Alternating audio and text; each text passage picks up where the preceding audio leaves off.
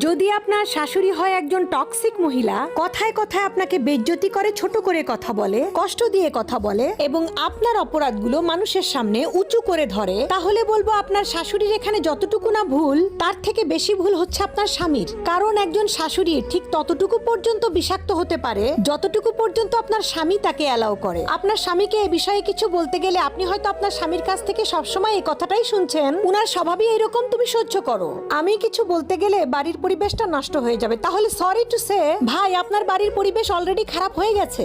আপনি আপনার স্ত্রীকে সবসময় দুঃখী দেখছেন, ডিপ্রেশনে দেখছেন। এমনকি এটার একটা প্রভাব আপনার দাম্পত্য জীবনে, এমনকি আপনার সন্তানের উপরও পড়ছে, এবং যেটাতে কোনো পদক্ষেপ না নিয়ে আপনি সমর্থনও করছেন। এখানে একজন হাজবেন্ডের তার স্ত্রীর প্রতি পজিটিভ হওয়াটা খুবই জরুরি। মাত্রাতিরিক্ত অন্ধভক্তি কোনো ভালো লক্ষণ নয়। না হলে খুব তাড়াতাড়ি এমন একটা দিন আসবে যখন আপনার স্ত্রী শ্বশুরবাড়ির লোকজনকে তো সম্মান করবেই না, উল্টো নিজের হাজবেন্ড